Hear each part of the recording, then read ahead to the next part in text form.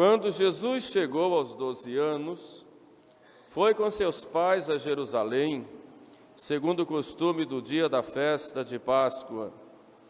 Acabados os dias que ela durava, quando voltaram, o menino Jesus ficou em Jerusalém, sem que seus pais dessem por isso. Julgando que ele fosse na comitiva, andaram um dia de caminho, procurando-o depois entre os parentes e conhecidos, e não o encontrando, voltaram a Jerusalém em busca dele. E aconteceu que 3 dias depois o encontraram no templo, sentado no meio dos doutores, ouvindo-os e interrogando-os. E todos os que o ouviam estavam maravilhados com a sua sabedoria e com as suas respostas. E quando o viram, admiraram-se. E sua mãe disse-lhe: Filho, por que procedeste assim conosco? Eis que teu pai e eu te procurávamos cheios de aflição. E ele disse-lhes: Por que é que me buscáveis? Não sabias que eu devo ocupar-me nas coisas de meu pai? Eles, contudo, não entenderam o que lhes disse. Voltou então Jesus com eles e foi para Nazaré e vivia submisso. Sua mãe, porém, conservava todas essas coisas no seu coração, e Jesus crescia em sabedoria, em idade e graça diante de Deus e diante dos homens.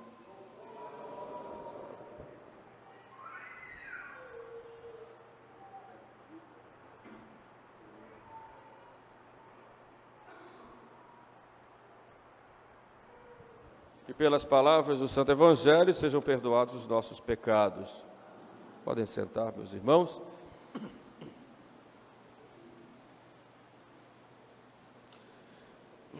Como eu disse no início da missa, hoje nós celebramos na liturgia tradicional a festa da Sagrada Família, em que a família sagrada é nos colocada como modelo, como exemplo da família cristã. Toda a história da salvação é história com famílias. Já começa no início com a criação do homem, e Deus disse: não é bom que o homem esteja só, façamos aí uma companheira. Fez Eva, os abençoou, os santificou, e lhes disse: crescei, sede fecundos. Então a história humana já começa com uma família, que é na verdade a imagem da família divina. Deus não é solitário, Deus é família, o Pai, o Filho e o Espírito Santo.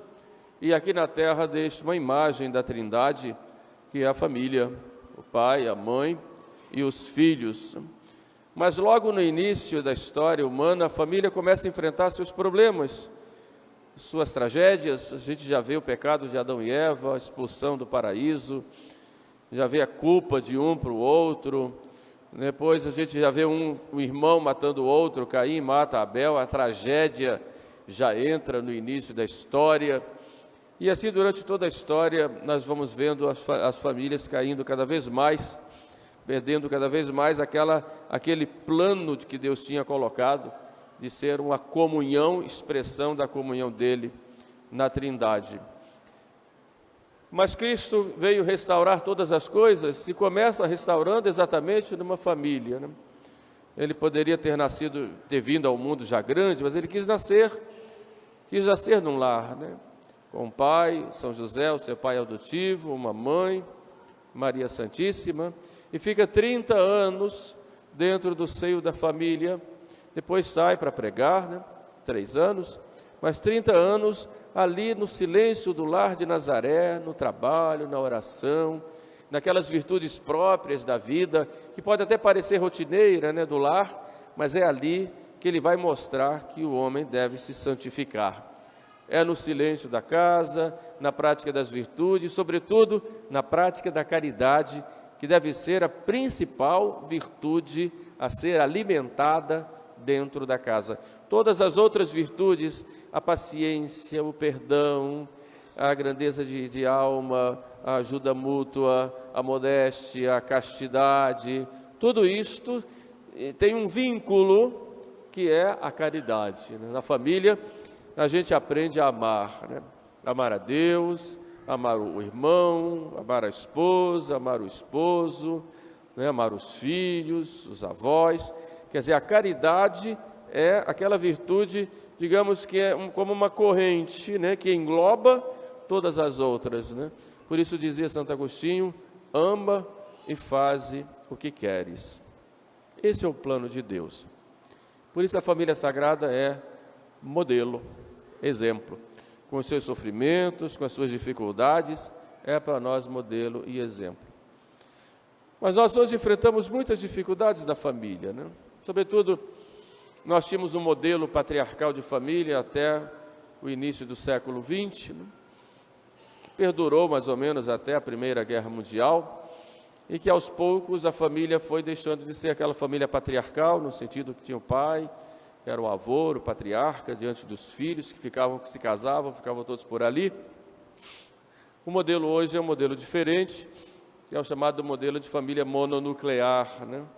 Mas a pessoa conhece outra, sai de casa e forma um outro núcleo familiar, né? Com suas características diferentes da família patriarcal, mas que é também chamada à santidade, a ser o espelho da família sagrada, né, nesse novo lar. Porém, a gente enfrenta hoje muitas dificuldades nas famílias, né? Sobretudo no cuidado com os filhos, na ordem estabelecida dentro do lar, né? Nós temos, por exemplo, uma família chamada família autoritária, em que os pais não têm nenhum diálogo com os filhos, e simplesmente exerce um poder de obrigarem os filhos a fazerem de tudo, de darem sempre a última palavra. Na verdade, devem dar, mas no sentido de não escutarem os filhos, simplesmente terem o poder pelo poder, uma espécie de opressão em cima dos filhos, não olhando os seus sentimentos, as suas dificuldades, as suas limitações. E o clima que se estabelece nessas famílias em casa é um clima de muito temor. Os filhos vivem com medo o tempo inteiro de falarem de qualquer coisa, de fazerem qualquer coisa, terminam ficando totalmente anulados, aniquilados. Esse é um modelo que infelizmente existe ainda em muitos lugares. Porém, há um outro modelo que é o oposto, que é a chamada família democrática, onde não há hierarquia, onde os pais e filhos são como amigos ou amiguinhos que estão no mesmo patamar, onde os pais, quando querem fazer as coisas, orientar os seus filhos, têm que negociar com eles. A gente pode fazer isso ou não pode? Quer dizer, os pais se colocam em pé de igualdade com seus filhos e na verdade, todo mundo manda e ninguém manda. Quer dizer, a família não tem uma referência. A referência passam a ser as próprias paixões do momento de cada um, sem nenhuma ordem, sem nenhuma referência mesmo naquilo que é o correto, naquilo que é a verdade. É a chamada família democrática, né? Que é exatamente o oposto daquela que eu disse no início. Há um outro estilo de família, que é o estilo da família hiperprotetora, né? São aqueles pais que não deixam os filhos enfrentarem as dificuldades. Os pais terminam assumindo todos os problemas, toda a vida dos filhos, os pais assumem, para que os filhos não enfrentem nenhum problema, não tenham nenhuma frustração. E esses pais são chamados superprotetores, quer dizer, aquele velho adágio, né, onde eu ponho meu filho que não bata o sol. Quer dizer, o meu filho termina sendo uma criança de berço durante toda a sua existência, né? Com suas vontades, com seus caprichos. Os pais não deixam os seus filhos amadurecerem porque terminam assumindo todos os problemas, todas as dificuldades que seus filhos têm que enfrentar. E quando na vida, muitas vezes da própria juventude, os filhos têm que ir à ação ou passam por algum momento difícil, os pais estão lá para brigarem, para discutirem, para assumirem aquilo que era próprio dos filhos, mas os filhos não enfrentam. Então esses filhos vão crescer fisicamente, vão crescer na idade, mas nunca vão crescer moralmente, espiritualmente, psicologicamente, vão ser para sempre pessoas imaturas e sem nenhuma possibilidade de enfrentarem qualquer frustração. São os chamados pais superprotetores. Quando eles tiverem que sair de casa para enfrentar um casamento, enfrentar um emprego, vão ter sérias dificuldades, porque lá não vão ter os pais, vão querer fazer sempre as coisas do seu jeito, segundo a sua própria vontade, vão criar sempre o seu mundo e todos têm que se submeter a eles, vão ser filhos totalmente imaturos, com sérias dificuldades de enfrentarem a vida. Isso porque os pais não deixam os filhos crescerem, não deixam os filhos enfrentarem as suas dificuldades, os seus obstáculos, os seus embates. Os pais estão ali sempre para assumir no lugar deles aquilo que eles devem assumir. Na verdade, os pais, quando criam os filhos, devem criar para serem autônomos. Os pais não estão aí para sempre. Os filhos vão se casar, vão ter família, vão ter filhos, vão enfrentar a vida, e os pais muitas vezes impedem que os filhos amadureçam, porque superprotegem. É a chamada família superprotetora. Mas há uma outra família que eu chamo de família arquipélago, que é a família muito moderna essa, em que em casa ninguém mais conversa, e sim cada membro é como se fosse uma pequena ilha, escondido em torno de si mesmo, do seu celular, do seu mundo, de sua roda de amigos, e não há mais diálogo. Quando chega em casa, vai cada um para o seu quarto, cada um para o seu aparelho, tem conexão com o mundo inteiro, só que não há aquela conexão entre eles. Cada um vive o seu mundo, cria um mundo do seu próprio jeito, não há comunicação. Apenas a casa se tornou o lugar onde vão dormir, pegar a roupa limpa, se alimentar às vezes e acabou, né? É um outro tipo de família em que as pessoas são verdadeiras ilhas que não se comunicam, cada um termina fazendo o seu mundo próprio. A esposa tem o mundo dela, o esposo o mundo dele, cada filho o seu mundo, quando tem filhos, e pronto, né? Não existe diálogo, não existe comunicação, cada um se vira sozinho, são verdadeiras ilhas, e evidentemente isso vai dar problemas muito sérios, né? Chegando muitas vezes até à separação dos casais, né?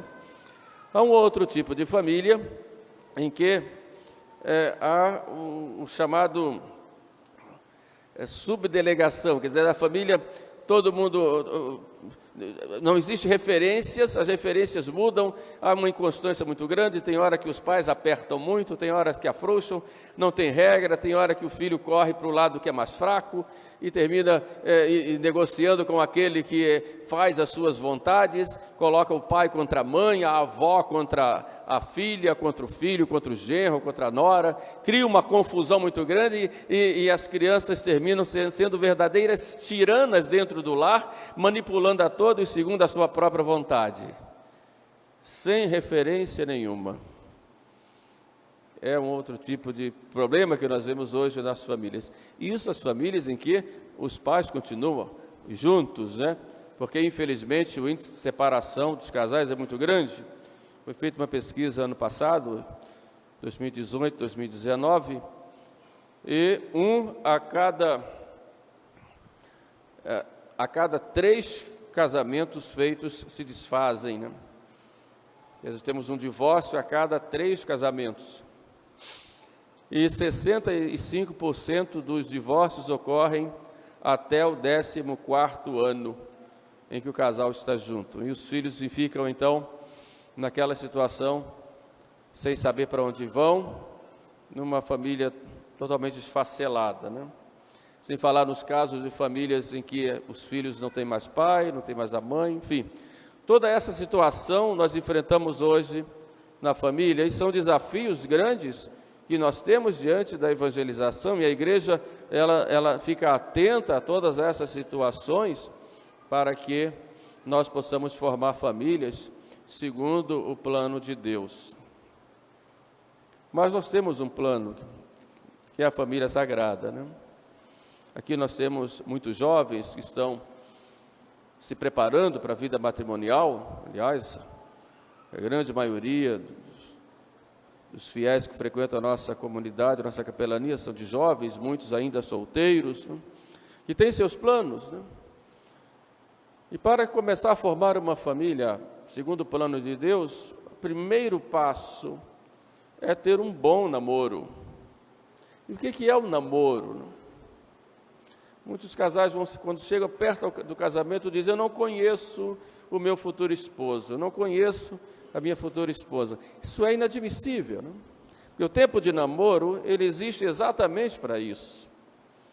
É o tempo em que o casal deve conversar muito, deve dialogar, deve se abrir, deve ser capaz de ouvir, deve ser companheiro. E nesse tempo de namoro, o casal deve ir construindo o amor. Não o amor baseado nas coisas exteriores, na beleza, na simpatia que eu sinto daquela menina ou daquele menino, mas algo muito mais profundo, né? No próprio temperamento dele, no jeito que ele tem de agir, como ele trabalha, como ele planeja a vida, como ele encara as situações, ele ou ela, né? Quais são as suas dificuldades, suas limitações.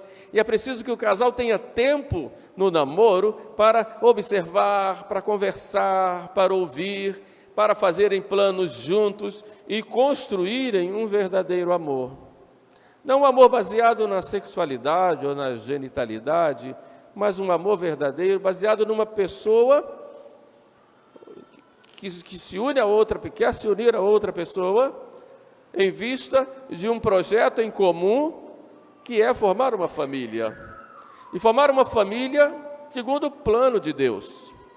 Uma família que realmente seja um verdadeiro santuário de vida, como dizia São João Paulo II, né?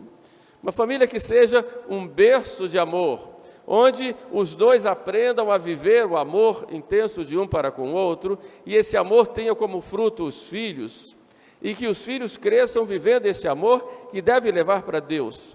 Porque toda educação só tem um objetivo, que é levar o homem para o seu fim último, que é a vida eterna.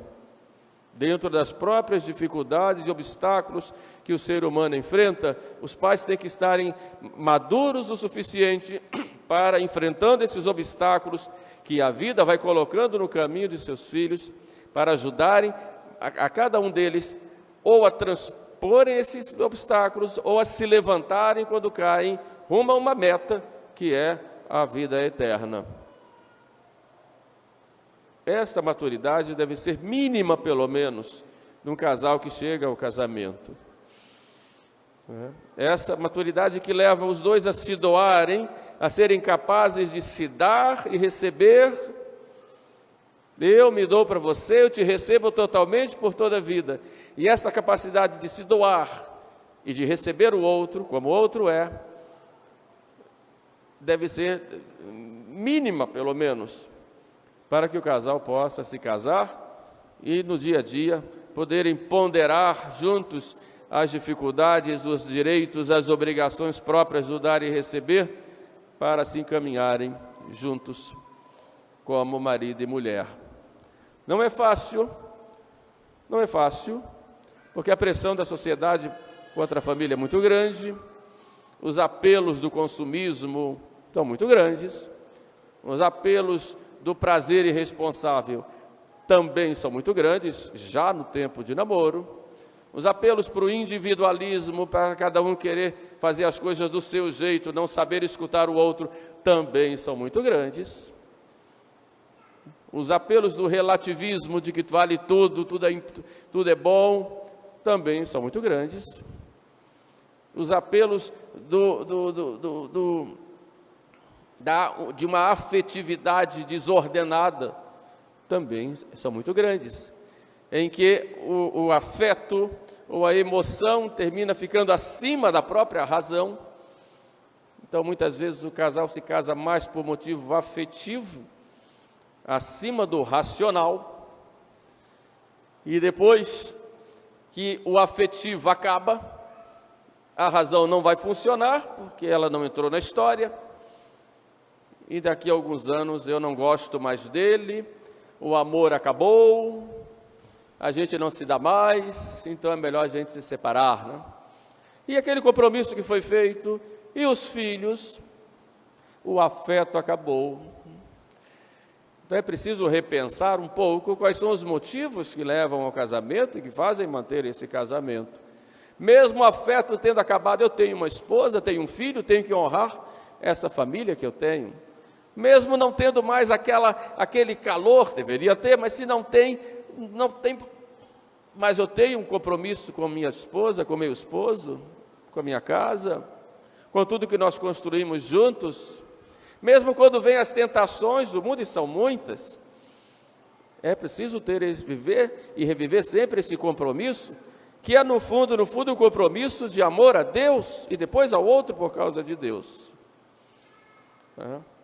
E não agir como criança. Infelizmente, é uma pena a gente ver que muita gente com 40, 50, 60 anos continua ainda tendo atitudes de criança ou de adolescentes que se aborrecem com coisinhas, que terminam superestimando falhas ou dificuldades pequenas na vida a dois, e termina criando um escarcéu, uma confusão dentro de casa, só porque foi ofendido num ponto, só porque não soube relevar aquela outra palavra, só porque não teve um pouquinho de espírito de sacrifício, de espírito de cruz, que é próprio em qualquer relacionamento e mais ainda na vida matrimonial. É preciso amadurecer. E o casal, quando se casa para amadurecer juntos. Devem crescer juntos. Crescerem no amor de Deus, crescerem na santidade e assim viverem esta realidade familiar, que é o grande tesouro que Deus tem aqui na terra. É um grande tesouro. Tanto que Cristo, para fazer o seu primeiro milagre, ele faz exatamente dentro de uma festa de casamento. Era o tesouro. Estava ali Jesus e Maria. Quando termina a Bíblia, no livro do Apocalipse, termina com um casamento, as bodas do Cordeiro, que é Jesus, e a noiva, a esposa, que é a igreja, que somos nós, na verdade. Então é o valor que tem a família. Por isso a família deve ter diálogo, deve ter respeito, deve ter o perdão, deve ter a paciência, deve ter a renúncia, o espírito de sacrifício, deve buscar-se viver uma verdadeira alegria e deve ter como base o próprio Deus. Como disse Jesus, é a casa construída sobre a rocha, e essa rocha é Jesus Cristo. E é com esse espírito que o casal deve viver. Dificuldades virão e vêm sempre, sofrimentos, momentos difíceis, mas a graça de Deus vai estar sempre fortalecendo. E o importante é estarem unidos a Deus e unidos entre si, formando uma verdadeira comunhão no lar, aqui na terra. Esta é a família querida por Deus e que enfrenta hoje muitos desafios. Sobretudo um relativismo de que tanto faz ter família ou não ter família, Tanto faz se separar ou ficar junto. Aliás, os motivos de separação são sempre tão pequenos que a gente fica admirado como muitos casais se separam por tantas bobagens. É claro que a graça de Deus vai sempre caminhar, vai sempre estar junto nessa caminhada, para que cada um possa driblar esses obstáculos e chegar ao fim, que é a plenitude eterna. Valorizem a família de vocês. Amem a família de vocês. Procurem criar momentos de comunhão dentro de casa, de diálogo. Usem mais a mesa de vocês, aquela mesa que vocês compraram, que não seja só enfeite. Usem a mesa. Conversem. Desliguem o celular. O Papa disse que hoje em dia coloca-se na mesa garfo, faca, colher e um celular do lado. Tira o celular. Procurem olhar um para o outro. Olhar para o outro. E conversar. Contar histórias. Brincar. Ter esses momentos que são momentos insubstituíveis. Insubstituíveis. Façam isso e valorizem. E Deus, nosso Senhor, vai abençoar e vai ter uma família feliz, de acordo com o plano dele. Peçamos, pois, a família sagrada, Jesus, Maria e José, que nos fortaleça e nos dê famílias cristãs, de acordo com o plano de Deus. Quem tem uma família tem um tesouro. Valorize esse tesouro que você tem. Amém. Louvado seja nosso Senhor Jesus Cristo.